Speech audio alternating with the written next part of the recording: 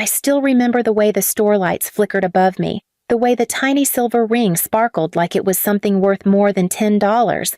It wasn't expensive. It wasn't special to anyone else. But to me, it was the first thing I had ever bought for myself with my own money, earned from my first real bonus at work. I held it in my palm like it was fragile, like if I moved too fast, the world would take it away. I slid it onto my finger right there in the aisle, smiling at the way it finally looked like something belonged to me. Something I didn't owe my mother. Something my sister didn't snatch. Something that wasn't secondhand, cracked, or handed down as a reminder of what I didn't deserve. Please subscribe to our channel and tell us in comments from where are you watching this video. I walked home with that ring like I was holding a secret sunrise in my hand. The moment I walked through the front door, Mom didn't greet me. She never did. She looked me over like I tracked dirt into her perfect house simply by existing. "What's that on your hand?" she snapped before I even shut the door. I tried to hide it instinctively. "Just something I bought." She scoffed loud enough for the neighbors to hear. "With whose money? Not mine, that's for damn sure." "My own," I whispered. That word, own, it triggered something in her. She marched over so fast I barely had time to flinch. She grabbed my wrist like she was trying to peel my skin off my bones. "You think you earned something?" she hissed. Her face was so close I could smell her coffee breath and her cruelty mixing in the air. "Show me." I tried to pull back, but she yanked my arm up like I was a child caught stealing. My sister Tiffany came down the stairs with her phone recording before I even realized she was there. She laughed. "Mom, look at her. She thinks she's classy now." I swallowed hard, fighting the heat behind my eyes. "It's just a ring," I said quietly. "Just a ring?" Mom repeated mockingly. "You don't get to have pretty things. You don't even deserve basic things." She forced my fingers forward, squeezing at the joints. I gasped. "Mom, stop!" She twisted harder. The ring dug into my skin. "Pretty things rot on ugly hands," she growled. "You hear me?" Tiffany snorted. "Break her fingers, Mom. Maybe she'll finally learn not to pretend she's one of us." I felt the world spin. I tried to hold the ring with my other hand, but she slapped it away. Then Mom bent my fingers back so sharply I heard a crack, not broken, but close enough to make my vision blur with pain. She didn't stop until the ring slid off and clattered to the floor. I reached for it instinctively. She stomped on my hand. I choked on a scream. "Don't touch it," she barked. "You drop it like the useless thing you are." Tiffany filmed me on the ground, my fingers swelling, the ring under Mom's shoe. "Post it," Mom said coldly. "Show people what happens when trash forgets its place." Tiffany grinned. Caption, "When your sister thinks she's worthy of jewelry." I couldn't breathe. I couldn't move. Mom leaned down, her voice venomous. "Maybe next time you'll spend that money on your sister like you're supposed to." My chest tightened. It was my first bonus. "So?" She shrugged. "Everything you earn belongs to this family, not to you." She kicked the ring across the floor and walked off like she didn't just nearly break my fingers. Tiffany followed, still laughing, still recording, still making sure I had nothing left of that small moment of joy. I curled my injured hand against my chest and stared at the ring far across the room, out of reach, reflecting nothing but the overhead lights and the truth I kept refusing to accept. They didn't forget to love me. They simply never intended to. As I crawled across the floor to pick up the ring, Dad walked in from the kitchen, took one look at me and smirked. "If you're jealous of your sister's beauty," he said, "just say that, but breaking your own fingers over cheap jewelry is dramatic, even for you." He stepped over me like I wasn't even human. I sat there, hand throbbing, heart tearing, ring trembling in my palm. That was the moment a cold silence settled inside me. Something that wasn't anger, something deeper, calmer, the kind of silence that grows teeth. And that was the night I decided the next time they tried to hurt me, the next time they thought I would bend, I would make sure they were the ones who broke. I woke up the next morning with my fingers still throbbing, swollen and purple, every small movement sending a sharp burn through my hand. I stood in front of the bathroom mirror, trying to tie my hair with one functional hand, and for the first time in years, I looked at myself like a stranger, someone I didn't recognize, someone who had spent too long trying to make monsters love her. Downstairs, I heard plates clattering. Mom was humming. Hannah, my sister, was laughing with that smug, nasal laugh she used whenever she got something new. And Dad? His heavy footsteps moved like a rhythm he owned the whole house with. I walked into the kitchen silently. Mom didn't even turn. She just said, "If you're here to cry about your little circus ring, don't." I threw it in the trash pile outside. Maybe someone desperate will dig it out. Hannah sipped her orange juice and said without looking at me, "Honestly, Mom, she should be grateful. That ring looked like something from a cereal box." Dad slammed his mug on the table. "You know what your problem is, June," he barked. "You keep acting like you're one of us. But you're here because we let you live here. You're the draft that never leaves." I swallowed, my jaw tightening. "Dad, you could have just said you didn't like it. You didn't have to break your fingers?" Mom finished for him, still smiling. "Sweetheart, you bruise so easily. Be useful, at least. Clean the kitchen. Your sister has somewhere to go." Hannah stood up and tossed her hair like she was in a shampoo commercial. "I have a party tonight, a real party, not your tiny salary loser celebration." My fingers trembled as I grabbed a towel from the counter. Mom noticed. "Oh, stop shaking. Pain builds character, or ruins the weak. We'll see which you are." Something inside me snapped, not loudly, not dramatically, quietly, like a rope that had been worn down for years, finally giving out.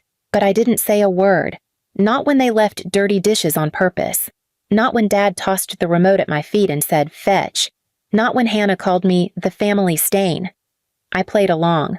I let them think I was cracking. Let them think hurting me was still easy. Let them think I was still the girl who'd bend before she'd fight.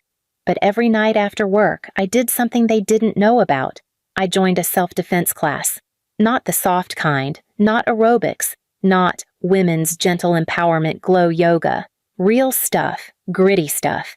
The type that teaches you how to rewire instincts, how to breathe through fear, how to break free even when the attacker is stronger, taller, or crueler. At first, everyone stared at my bandaged fingers. "Rough night?" my instructor asked. "Rough life," I said. And he didn't ask again. Weeks passed. My grip returned. My reflexes sharpened. My voice didn't tremble anymore. My posture straightened without me noticing. My eyes, once timid, held something else, something sharper. But at home, I kept the same quiet face. When Mom yelled, I lowered my head. When Dad mocked me, I backed away. When Hannah shoved past me, I said nothing. They believed they were winning. They believed I was shrinking. They believed the ugly-handed girl with the cheap ring was still beneath them.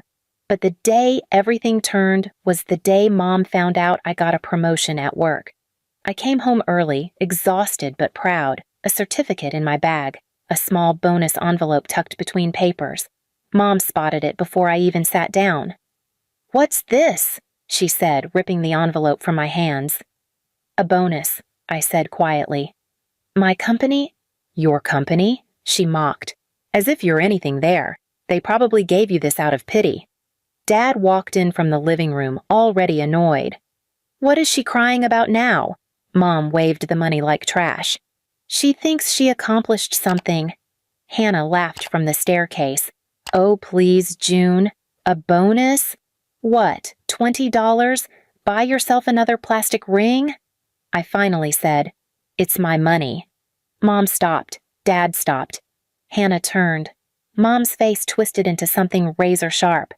"Excuse me?" "I earned it," I repeated. "That's all I meant." Dad stepped closer, puffing out his chest like he owned oxygen. "You don't earn anything under this roof unless we say so," Mom sneered. "Hand it over." "No." The room froze. It was the softest word I'd ever said, but it landed like a grenade. Mom grabbed the front of my shirt. "You're getting brave again?" Dad muttered. "That's what happens when you don't punish weakness." Mom raised her hand. And that was the moment my body moved before my fear did. Not in violence, not in attack, just pure reflex. I stepped back, breaking her grip. I didn't bow. I didn't apologize. I didn't shake. For the first time, I stood equal height to her. Mom's eyebrows lifted. "Oh? So you learned something?" Dad pointed a finger at me. "Fix your attitude, or I'll fix it for you, the way I fixed it when you were 10. A memory flashed, his belt, my tears, Mom laughing, but for the first time in my whole life, I stared directly at him. "Try," I whispered. His face went red. Mom stepped closer. Hannah grinned, sensing a show. Dad lunged first. A shove, hard, straight toward my shoulder. But the new me didn't fall. I rooted myself, and his hand met a wall that didn't exist before. He stumbled, shocked. Mom snarled, "What did you do, I stopped bending," I said. Hannah rolled her eyes. "Oh, please, June. You're not scary." I wasn't trying to be. I was simply done being prey. Mom shoved me again, this time harder. But I didn't move. And when she raised her hand to strike, I blocked it. A clean, precise block I didn't know I could do until I did it. Mom's mouth fell open. Dad froze. Hannah finally looked afraid. "What the hell?" Dad muttered. I breathed out, slow and steady. Then I walked away. Not ran, not flinched, walked. And something in all three of them shifted. They weren't done with me yet. But they finally realized. I was not the same girl they broke. Not anymore. And what was coming next, they would never see coming. I didn't sleep the night after Mom bent my fingers back and stole the ring. Every time I closed my eyes, I heard her voice. "Pretty things rot on ugly hands." It played like a scratched tape inside my skull. My fingers were still swollen, taped together with cheap pharmacy wrap, throbbing with every heartbeat. But rage kept me awake more than pain. For my entire life, they counted on one thing. Me staying quiet. Me staying in that house. Me staying useful. Me staying small. Me staying breakable. But something snapped that night. Not my fingers. Me. I went to work early the next morning, hand aching, and my manager, Laura, stared at me the moment she saw the swelling. "Who did that to you?" she whispered. I told her everything. I don't know why.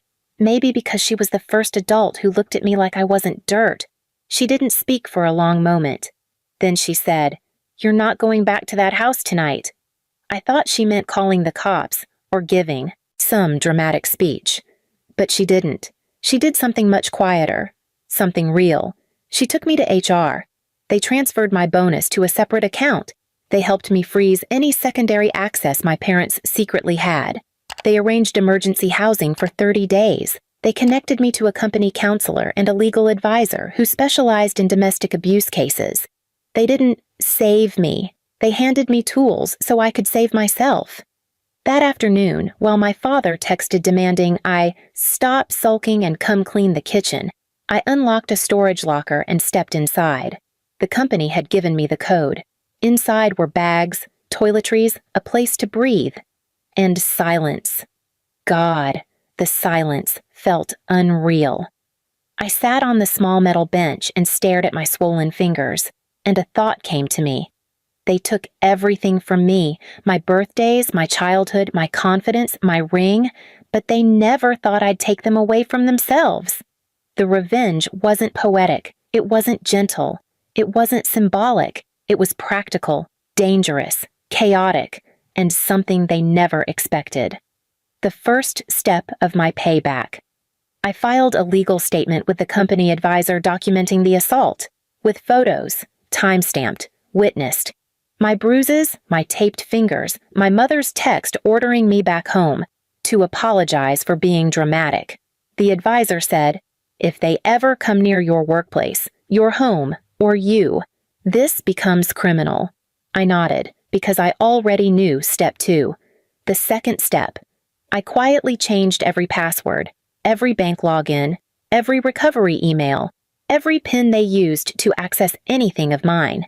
They had always treated my money as theirs. Not anymore. Dad tried to withdraw from my account the next day and failed.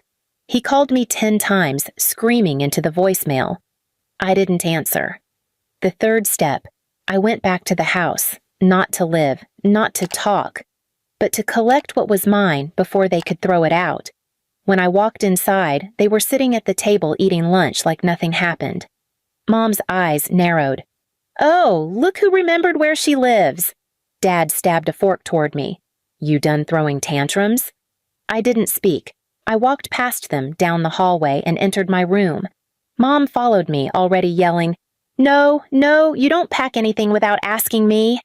Everything in this house belongs to this family, not—" She stopped when she saw what I was holding. The ring. My bent, cheap ring sitting on the dresser.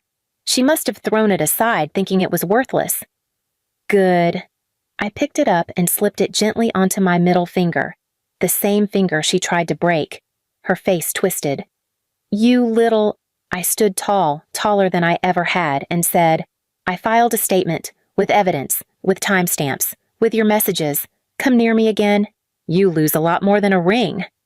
Dad laughed until he realized I wasn't bluffing. Mom's face drained. "Who do you think they'll believe?" she spat weakly. "Not the people who can't even remember their own daughter's birthday." I zipped my bag, walked out of the house with my shoulders straight, and didn't look back. They yelled, they threatened, they demanded, they tried guilt, they tried pity, they even tried asking about future money. I ignored every one of them. The final step of revenge. I changed my name. Legally, officially, completely. I erased the name they screamed, the name they mocked, the name they used as a target. I kept the initials, because the new version of me wasn't born from nothing.